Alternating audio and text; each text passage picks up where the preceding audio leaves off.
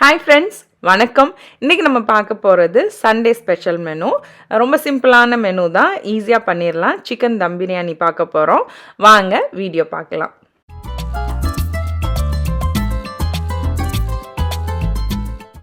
Chicken வந்து நம்ம தோல் உரிக்கிறதுக்கு ஒரு சின்ன டிப் சொல்கிறேன். நமக்கு ஸ்கின்னோட நான் வந்து லெக் பீசஸ் வாங்கியிருக்கேன். அதை நம்ம வெறும் கையில் வந்து உரிக்க வரும். பட் ஆனால் அதை விட வந்து ஒரு சின்ன டிஷ்யூ வந்து நம்ம எடுத்துகிட்டு அதை வச்சு சிக்கன் ஸ்கின்னை வந்து நம்ம ரிமூவ் பண்ணால் ஈஸியாக வந்து நமக்கு வந்துடும். அந்த ஒரு சின்ன டிப் வந்து ஷேர் பண்ணணும்னு நினச்சேன். இங்கே வந்து யூஎஸில் நான் இருக்கிறதுனால இங்கே வந்து நமக்கு வந்து கடையில் அப்படி பேக்டாக கிடைக்கும். அங்கே நம்ம வந்து வீட்டில் வாங்கிட்டு வந்துட்டு ஸ்கின்னை வந்து இந்த டிஷ்யூவை வச்சு யூஸ் பண்ணால் ஈஸியாக வந்து உரிச்சிட்டு வந்துடலாம். அந்த டிப் வந்து ஷேர் பண்ணணும்னு நினச்சேன். இப்போ நான் வந்து எல்லா லெக் பீஸையும் நல்லா வாஷ் பண்ணி எடுத்து வச்சுருக்கேன். இங்கே வந்து வாஷ் பண்ணணும்னு அவசியம் இல்லை. பட் ஆனால் நமக்கு பழக்கத்துக்கு நான் வந்து ஒரு 2 டைம்ஸ் வந்து இதை வாஷ் பண்ணி வச்சுருக்கேன். அதுக்கப்புறம் இஞ்சி பூண்டு பேஸ்ட் வந்து போடுறேன். இஞ்சி பூண்டு பேஸ்ட்டு ஒரு 2 டேபிள் ஸ்பூன் அளவுக்கு போட்டிருக்கேன். அதுக்கப்புறம் சில்லி பவுடர் வந்து நான் வந்து ஒரு 2 டேபிள் ஸ்பூன் அளவு போட்டிருக்கேன். இது chilli powder, coriander powder, cumin powder இது எல்லாமே வந்து ஈக்குவலாக போடுவேன் நான் வந்து ஏற்கனவே வந்து மசாலா அரைச்சி செய்கிறது எப்படின்னு ஷேர் பண்ணியிருக்கேன் சிக்கன் பிரியாணி. இது வந்து நம்ம குயிக்காக ரெடி பண்ணிடலாம் இந்த இப்போ நம்ம செய்கிற தம் பிரியாணிக்கு வந்து. ஸோ இதை ஒரு தடவையும் ஒரு விதமாக நம்ம பிரியாணி செஞ்சு சாப்பிட்றது வந்து டேஸ்ட்டாக இருக்கும். டேஸ்ட் வந்து டிஃப்ரெண்ட்டாக இருக்கும் நமக்கு. இப்போ நான் மஞ்சத்தூள் கொஞ்சம் ஆட் பண்ணிவிட்டு அதுக்கப்புறம் வந்து சீரகத்தூள், அதுக்கப்புறம் வந்து கொத்தமல்லி பவுடர். ஸோ இதெல்லாம் வந்து ஈக்குவலாக போட்டுட்டு கரம் மசாலா மட்டும் 1 டேபிள் ஸ்பூன் அளவுக்கு போட்டிருக்கேன். இவ்வளோ சிக்கனுக்கு வந்து ஒரு 3 டேபிள் ஸ்பூன் அளவுக்கு தயிர் சேர்க்குறேன். மேரினேஷனுக்கு வந்து எப்போதுமே தயிரும் லெமன் ஜூஸும் வந்து சிக்கனை வந்து நல்லா சாஃப்டாக்கி அந்த நம்ம சேர்க்குற அந்த மசாலா வந்து அது உள்ளே வந்து சாரும். யூஸ்வலாக வந்து நம்ம பிரியாணி பண்ணுறது அப்போது நாள் நான் சப்போஸ் நம்ம பிளான் பண்ணி பண்ணோன்னா நாளே மேரினேட் பண்ணோன்னா இன்னும் வந்து அந்த சாந்து டேஸ்ட் எல்லாமே நல்லாயிருக்கும்.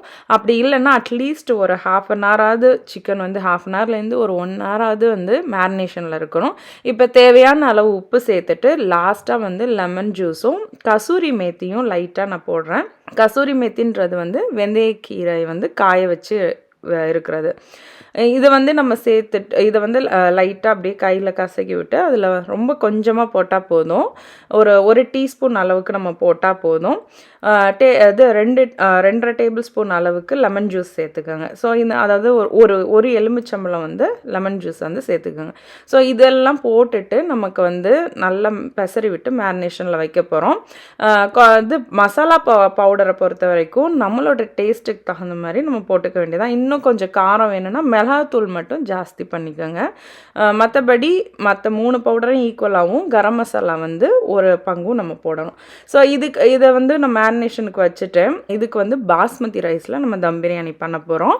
நான் இப்போ செய்ய போகிறது வந்து தம் பிரியாணி, அதனால் வேக வச்சு தான் சேர்க்க போகிறேன். அதனால் நான் சும்மா அலசிட்டு நான் வந்து ஊற வச்சுருக்கேன். அதுக்கப்புறம் பார்த்திங்கன்னா நான் இது கொத்தமல்லியும் புதினாவும் வந்து இப்போ நான் சிக்கனை வேக விட போகிறதுனால அதை கொஞ்சம் கட் பண்ணி வச்சுருக்கேன். ஸோ நான் இப்போ என்ன பண்ணேன், எனக்கு நிறைய சிக்கன்றதுனால இதை நான் என்ன பண்ணுறேன்னா குக்கரில் வந்து ஒரு 2 விசில் மட்டும் நான் விட்டு ஆஃப் பண்ணி வச்சுக்க போகிறேன். நம்ம 3 அந்த மாதிரி விட்டோன்னா நல்லா வெந்துடும். நமக்கு வந்து அவ்வளோ வேக வேண்டாம், ஒரு 70% வந்து வெந்தால் போதும். அதனால் வந்து ஒரு 2 விசில் விட்டு நான் வச்சுருக்கேன். நம்ம வேக வைக்கும்போது தண்ணி நிறையா வரும். ஸோ இது வேக வைக்கிற கேப்பில் வந்து நான் அடுத்து வந்து பிரியாணிக்கு நம்ம ஆனியனுக்கு இது ஸ்லைஸாக தின்னாக கட் பண்ணிவிட்டு அதை வந்து நெய்யும் ஆயிலும் ஊற்றிருக்கேன். நான் இப்போது கடலை எண்ணெயில் செஞ்சோன்னா நல்லாயிருக்கும், டேஸ்ட்டாக இருக்கும் பிரியாணி. நல்லெண்ணெய், கடலெண்ணெய் எது வேணாலும் அதுக்கு ஈக்குவலாக கொஞ்சம் நெய்யும் விட்டு நல்லா வந்து ஆனியனை வந்து இதில் நம்ம ப்ரௌன் கலர் வர்ற வரைக்கும் இதை வந்து நம்ம வதக்கி எடுத்துக்க போகிறோம். ஏன்னா லேயர் போடும்போது ஆனியன் வந்து நல்லா கோல்டன் ப்ரௌனில் இருந்தால் தான் அந்த நம்ம இப்போ உப்பு சேர்க்க வேண்டாம், ஏன்னா அது நல்லா கேரமலைஸ் ஆகி அந்த ஒரு இனிப்பு டேஸ்ட் வந்து நமக்கு வரும். ஸோ இதை வந்து நல்லா ஃப்ரை பண்ணி எடுத்துக்கணும்.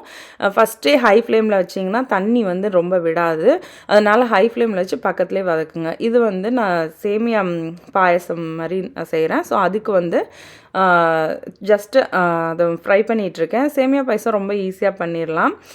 இது வந்து பார்த்திங்கன்னா இப்போ கறி வந்து வெந்துருச்சு. ஆனால் தண்ணி ரொம்ப இருக்கும்போது நம்ம தண்ணி நிறைய விடும், ஏன்னா நிறைய சிக்கன் போட்டிருக்கோம்ல. ஸோ 2 விசில் விட்டு வெந்ததுக்கப்புறமா அதுக்கப்புறமா இந்த தண்ணியை நல்லா ஹை ஃப்ளேமில் வச்சு ஓரளவுக்கு அது வத்துற வரைக்கும் நான் ஹை ஃப்ளேமில் வைக்கிறேன். பக்கத்துலேயே ஆனியனையும் வந்து நல்லா வதக்கிட்டே இருக்கேன். இப்போ நமக்கு பாதி வந்து ரெடியாக இருக்குது. இந்த பாயசம் வந்து ரொம்ப சிம்பிளாக பண்ணிடலாம். கொஞ்சமாக நெய் ஊற்றி சேமியாவை நல்லா வறுத்துட்டு, வறுத்தற சேமியா தான் இன்னமும் லைட்டாக வறுத்துட்டு அதில் வந்து பால் ஊற்றி வேக விட்டுட்டு அப்புறம் கண்டென்ஸ் மில்க்கு, சுகரு, 2 ஏலக்காய் இவ்வளோ தான் நான் இதில் போட்டேன். ரொம்ப டேஸ்ட்டாக இருக்கும் கண்டென்ஸ் மில்க் வந்து பாயசம் செய்யும்போது. சிம்பிளாக செஞ்சிடலாம் இது. அதுக்கப்புறம் முட்டை வேக வச்சு வச்சுருக்கேன். ஆனியன் வந்து இப்போ ஓரளவுக்கு நல்லா கொஞ்சம் கலர் சேஞ்ச் ஆகி வந்துகிட்டே இருக்குது. இன்னுமே நமக்கு மாறணும். இங்கே வந்து நல்லா கொதிச்சிட்ருக்கு சிக்கன். ஸோ இப்போ நம்ம ஆஃப் பண்ணோம்னா சிக்கன் ஓரளவு கரெக்டாக இருக்கும். நம்ம லேயர் போடும்போது கரெக்டாக இருக்கும். இப்போ வந்து ஆனியன் வந்து நல்லா கோல்டன் ஆகிட்டே வருது. நம்ம வந்து ஓரளவுக்கு கோல்டனாக வரும்போதே ஆஃப் பண்ணிடணும். ஏன்னா அந்த ஹீட்டுக்கு இன்னுமே வந்து அது ரோஸ்ட் ஆகும் நம்ம ஆஃப் பண்ணி வச்சுருந்தாலுமே. ஸோ அந்த ஸ்டேஜில் நான் ஆஃப் பண்ணிவிட்டேன். இப்போ எல்லாமே ரெடியாக இருக்குது. நான் ரைஸும் வந்து இப்போ ரெடி பண்ண போகிறேன். ரைஸ் வந்து பார்த்திங்கன்னா நான் இது பாஸ்மதி ரைஸ் வந்து டக்குன்னு வெந்துடும். அதனால் வந்து தண்ணி நல்லா பாயில் பண்ணிவிட்டு அந்த பாயில் பண்ணும்போதே நான் கரம் மசாலா எல்லாமே ஹோல் கரம் மசாலா எல்லாமே ஒரு துணியில் கட்டி அந்த தண்ணியில் நல்லா கொதிக்க விடணும். நமக்கு வந்து தேவையான அந்த ஃப்ளேவர் எல்லாம் இறங்கிடும். நம்ம ஏற்கனவே கரம் மசாலாவும் போட்டிருக்கோம். அதனால் வந்து நம்ம இதை மட்டும் நம்ம போட்டால் போதும். இது வந்து பார்த்திங்கன்னா ஃப்ளேவர் நல்லாயிருக்கும், வாயிலையும் தட்டுப்படாது. இப்போ அரிசியை வந்து நம்ம சேர்த்துட்டு நம்ம அரிசி கலர் பார்த்தாலே தெரியும் கரம் மசாலாவோட அந்த கலர் வந்து லைட்டாக சேஞ்ச் ஆகிருக்கும்.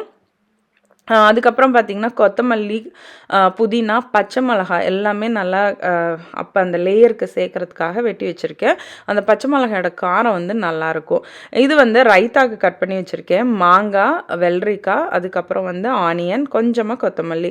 மாங்காய் போட்டு ரைத்தா பண்ணோம்னா வெள்ளரிக்காய் மாங்காய்லாம் போட்டு பண்ணால் செம்ம டேஸ்ட்டாக இருக்கும். நல்லாயிருக்கும், ட்ரை பண்ணி பாருங்கள்.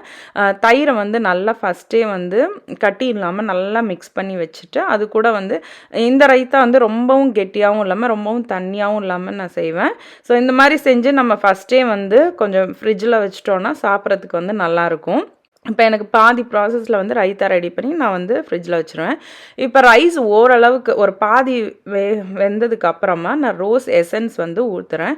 அப்போ அந்த ஃப்ளேவர் வந்து நல்லா ரொம்பவும் ஊற்றிட வேணாம், ஒரு 2-3 ட்ராப் விட்டாலே நமக்கு அந்த ஃப்ளேவர் நல்லாயிருக்கும். இப்போ நான் சிக்கனை வந்து ஒரே லேயராக தான் நான் போட்டேன். நம்ம லேயராகவும் 2 லேயராகவும் சிக்கனை பிரிக்கலாம். பட் நான் ஒன்றாவே போட்டுட்டு கொத்தமல்லி, அப்புறம் புதினா, பச்சை மிளகாய், அதுக்கப்புறம் நான் நிறைய ஆனியன் செஞ்சு வச்சுருந்தேன். அதனால் இப்போவே வந்து கொஞ்சம் ஆனியன் சேர்த்துட்டு அதுக்கப்புறமா வந்து ரைஸ் வந்து ஒரு 70 to 75% வரைக்கும் குக் ஆகிருக்கணும். அதாவது பாதி வேக்காக இருக்கும், கொஞ்சம் மேலே வந்து வெந்த ரைஸை வந்து நம்ம போட்டுட்டு இந்த மாதிரி நம்ம கேஸில் நம்ம லேயர் போடும்போது கொஞ்சம் டைம் எடுக்கும் வேகிறதுக்கு. அது மட்டும்தான் நம்ம பார்த்துக்கணும். இப்போ வந்து நான் ஒரு 75 யூஸ்வலாக வந்து நான் அவன்லேயும் செய்வேன். அது கொஞ்சம் நமக்கு நல்லாவே வேகும். இது நம்ம வந்து ஓப்பனில் வந்து கேஸில் வச்சு செய்கிறனால குக்கிங் டைம் மட்டும் கொஞ்சம் ஜாஸ்தி எடுக்கும். ஸோ இதை வந்து நம்ம ஃபஸ்ட்டு வந்து 75% வந்து நான் லேயர் போடுறேன். இந்த ஸ்டேஜில் பார்த்திங்கன்னா நம்ம சிக்கனை 2ஆக கூட செஞ்சு வச்சுருக்கிறது, சிக்கனும் மட்டன் எதுவாக இருந்தாலுமே 2 லேயராகவும் போட்டோம்னா இன்னுமே நல்லாயிருக்கும். பட் நான் இன்றைக்கி வந்து ஒரே லேயராகவே போட்டுட்டேன். இப்போ வந்து ரைஸை வந்து நான் சேர்க்குறேன். ஒரு 75% குக்டு ரைஸ் வந்து ஃபஸ்ட்டு நான் லேயருக்கு சேர்த்துட்டு அதுக்கப்புறம் வந்து ஒரு 90% குக்டு ரைஸ், அதாவது முழுசாகவும் வேகிறதுக்கு முந்தின ஸ்டேஜ் வந்து நான் லாஸ்ட் லேயராக அதை போட போகிறேன். ஸோ இப்போ வந்து நான் இந்த ரைஸ் எல்லாம் போட்டுட்டு அதுக்கப்புறம் வந்து கொஞ்சம் ஆனியன், இதே மாதிரி புதினா இதெல்லாமே ஒரு லேயர் போட்டுட்டு அடுத்த லேயர் வந்து நான் சேர்க்குறேன். நம்ம 90% ரைஸ் குக்குட சொன்னேன்னா அந்த லேயர் வந்து நான் இப்போ சேர்க்குறேன். இந்த ஸ்டேஜில் வந்து நான் ஏற்கனவே சொன்ன மாதிரி நம்ம 2ஆகவும் அந்த மாதிரி செஞ்ச கிரேவி வந்து பிரிக்கலாம். அது இன்னுமே நல்லாயிருக்கும். அப்படியே நம்ம மிக்ஸ் பண்ணாமே எடுத்து சாப்பிட்ற மாதிரி இருக்கும். இது வந்து பார்த்திங்கன்னா வடிகட்டிட்டு ஃபுல்லாகவே ரைஸ் எல்லாம் போட்டுட்டு அதே மாதிரி நம்ம ஆனியன் கட் பண்ணி வச்சுருக்க புதினா இதெல்லாமே சேர்த்துட்டு அதுக்கப்புறமா வந்து குங்குமப்பூ வந்து நான் சுடுதண்ணியை வந்து நான் போட்டு சுடுதண்ணியில் வந்து குங்குமப்பூ போட்டுட்டு இதை வந்து நான் இது கூடவே வந்து நான் போடுறேன். கலருக்கு வந்து மஞ்சள் கலந்து கூட லைட்டாக ஊற்றலாம், இல்லைன்னா வேறு கலர் எசன்ஸ் கூட கலர் பொடி கூட நம்ம கேசரி பவுடர் இருக்குல்ல அது கூட நம்ம போடலாம். நான் ஆனால் வந்து குங்குமப்பூ வந்து நான் போட்டிருக்கேன். இப்போ வந்து நம்ம மூடி வச்சு ஒரு 20 to 30 மினிட்ஸ் வரைக்குமே நம்ம வந்து இதை மீடியம் ஃப்ளேமில் வைக்கலாம். நம்ம அந்த ரைஸ் குக் பண்ண தண்ணியை வந்து நான் இதில் பாத்திரத்தில் ஊற்றி அது மேலே வச்சேன். அப்போ தான் அந்த ஹீட் கொஞ்சம் நமக்கு போகும். இப்போ வந்து பார்த்திங்கன்னா பிரியாணி வந்து நான் கிளறி விட்டுட்டேன், ரெடி ஆகிடுச்சு. ஸோ ஒரு 30 மினிட்ஸ் வந்து நம்ம லோ ஃப்ளேமில் வச்சு அப்படியே நம்ம வேக விட வேண்டியதான். இது வந்து பார்த்திங்கன்னா பாயசம் வந்து ரெடி ஆயிடுச்சு. இதை ட்ரை பண்ணி பாருங்கள். கண்டென்ஸ் மில்க்கு, பால், சேமியா, ஜீனி, ஏலக்காய் இவ்வளோ தான். ஸோ இப்போ வந்து தம் பிரியாணி வந்து ரெடி ஆயிடுச்சு. நம்ம தம்மில் போட்டு நல்ல ஒரு 30 மினிட்ஸ் 30 to 40 மினிட்ஸ் கூட வைக்கலாம். நமக்கு வந்து ரைஸ் குலையாது. அதுக்கப்புறம் வந்து ரைத்தா ரெடி ஆயிடுச்சு. மாங்காய் போட்டு ரைத்தா பண்ணி பாருங்கள், செம்ம டேஸ்ட்டாக இருக்கும். இந்த பாயசமும் ரெடி ஆயிடுச்சு. சிம்பிளான மெனு, பட் ரொம்ப டேஸ்ட்டாக இருக்கும். ட்ரை பண்ணி பாருங்கள்.